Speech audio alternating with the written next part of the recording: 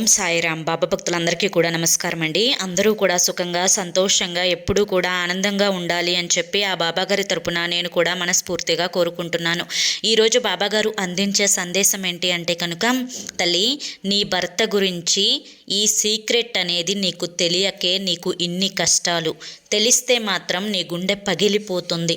ఒంటరిగా మాత్రమే నువ్వు ఇది విని తీరాలి అని చెప్పి ఏదో తెలియని సందేశంతో బాబాగారు మన ముందుకు వచ్చారండి. మరి ఆ సందేశం ఏంటో మీరు పూర్తిగా తెలుసుకోవాలి అంటే వీడియోని చివరి వరకు చూడండి. వీడియోలోకి వెళ్ళే ముందు చాలామంది కూడా చెప్పుకోలేనటువంటి సమస్యలతోటి సతమతమైపోతూ వాటిని ఎలా తీర్చుకోవాలో తెలియక ఇబ్బంది పడిపోతూ ఉంటున్నారు. అటువంటి వారి కోసం శ్రీ షిరిడి సాయిబాబా ఆశీస్సులతో జ్యోతిష్యం చెప్పబడును గురూజీ శివరామరాజు గారు. Phone number 9959422552. మీరు ఇప్పటి వరకు ఎన్నో చోట్ల జ్యోతిష్యం చెప్పించుకొని విసిగిపోయి ఉంటే ఒక్కసారి స్క్రీన్ మీద కనిపిస్తున్నటువంటి గురువు గారి నెంబర్కి కాంటాక్ట్ అవ్వండి. ప్రేమ, పెళ్లి, ఉద్యోగం, రాజకీయం, సంతానం లేక ఇబ్బంది పడుతున్న, భార్యాభర్తల మధ్య గొడవలున్నా, అప్పుల సమస్యలున్నా, శత్రువుల సమస్యలున్నా అవేంటో గురువు గారికి వివరించి చెప్పినట్లయితే వాటికి తగిన పూజలు చేసి గురువుగారు మీకు రోజులలోనే పరిష్కారాన్ని చూపిస్తారు. గురువుగారు చెప్పింది చెప్పినట్లుగా 100కు 1000% జరుగుతుంది. నమ్మకంతో స్క్రీన్ మీద కనిపిస్తున్నటువంటి నెంబర్కి కాంటాక్ట్ అవ్వండి. భార్యాభర్తల మధ్య వశీకరణ, స్త్రీ మరియు పురుషుల మధ్య వశీకరణ 100% జరపబడును. ఎటువంటి సంతాన సమస్యలకైనా కానీ గురువుగారి దగ్గర చక్కటి పరిష్కారం అనేది దొరుకుతుందండి. మాకున్నటువంటి ఎన్నో రకాలైన సమస్యలను గురువుగారు రోజులలోనే పరిష్కరించారు.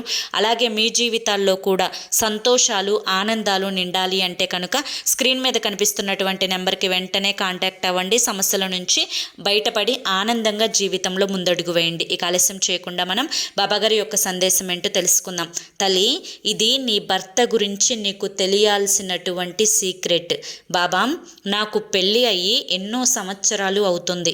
నా భర్త గురించి నాకు అన్ని విషయాలు కూడా తెలుసు. అయినా కూడా ఇటువంటి సీక్రెట్లు, రహస్యాలు ఉంటాయా అని చెప్పి నువ్వు నన్ను ప్రశ్నించవచ్చు. కానీ ఒక వ్యక్తి గురించి మరొక వ్యక్తికి పూర్తిగా తెలుసు అని భ్రమపడితే మాత్రం అది ముమ్మాటికి నీ తప్పే అవుతుంది. ఎందుకు అంటే కొంతమందిలో పూర్తిగా వారి యొక్క విషయాలను ఎదుటి వారికి పంచేటువంటి ఆ యొక్క అవగాహన ఉంటుంది. అంటే ముఖ్యంగా భార్యాభర్తల మధ్య ఒకరి మధ్య ఒకరికి ఎటువంటి దాపరికాలు లేకుండా, ఎటువంటి రహస్యాలు లేకుండా ముందుగానే చెప్పుకొని వారి యొక్క జీవితాన్ని ఒక్కొక్క అడుగు ముందుకు వేసుకుంటూ వెళ్తారు.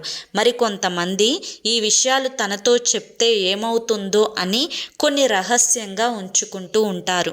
అయితే ఈ రహస్యమైనటువంటి విషయాల పట్ల ఏ విధమైనటువంటి కొన్ని మార్పులు అనేవి జరిగినా ఆ వ్యక్తిలో మార్పులు రావడం మొదలవుతాయి. నీకు ఆ రహస్యాలు ఏంటో తెలియకపోవడం వల్ల ఎందుకు గతంలో ఉన్నట్లుగా నాతో ఉండడం లేదు, ఎందుకు ఈ మార్పులు అనేవి తన జీవితంలో వచ్చి నన్ను మానసికంగా ఇబ్బంది పెడుతున్నారు అని చెప్పి నువ్వు ఆలోచించే అవకాశాలు అయితే ఉంటాయి. అయితే నువ్వు ఇప్పుడు నేను చెప్పే ఈ సీక్రెట్ అనేది విని తెలుసుకొని నువ్వు కొంచెం బాధకి గురి కావచ్చు. అయినప్పటికీ ఇది నీకు తెలియాల్సినటువంటి ముఖ్యమైన విషయం.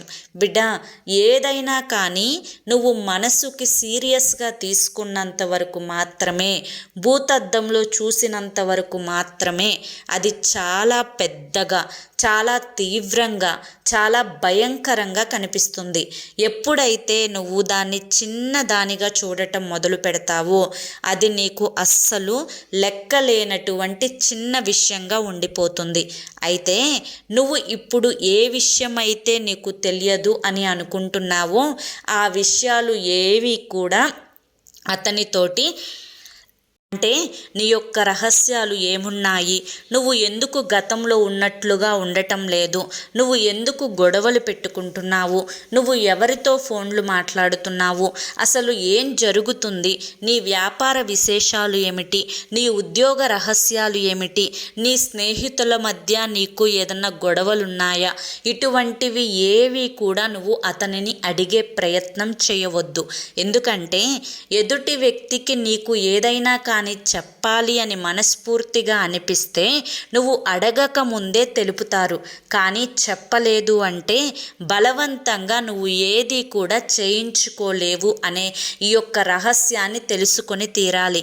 బిడ్డ, ఎప్పుడైనా కానీ నా అనుకున్నటువంటి మనుషులు అప్పుడప్పుడు బయట వ్యక్తుల్లాగా ప్రవర్తిస్తుంటే మనసుకి కొంచెం కష్టంగా, బాధగా, గుండెలు పగిలిపోయేంత ఆ వేదన అనేది ఉంటుంది. కానీ ఆ వేదనని నువ్వు బరువుగా తీసుకుంటే నీకు బరువుగానే అనిపిస్తుంది.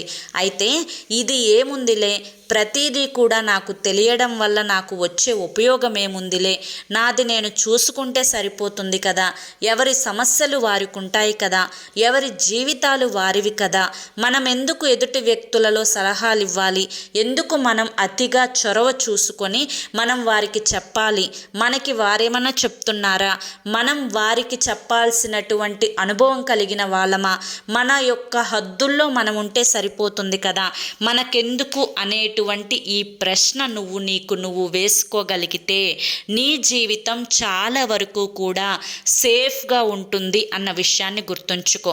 బిడ్డ, ఇదంతా కూడా నీ మంచి కోరే చెప్తున్నాను.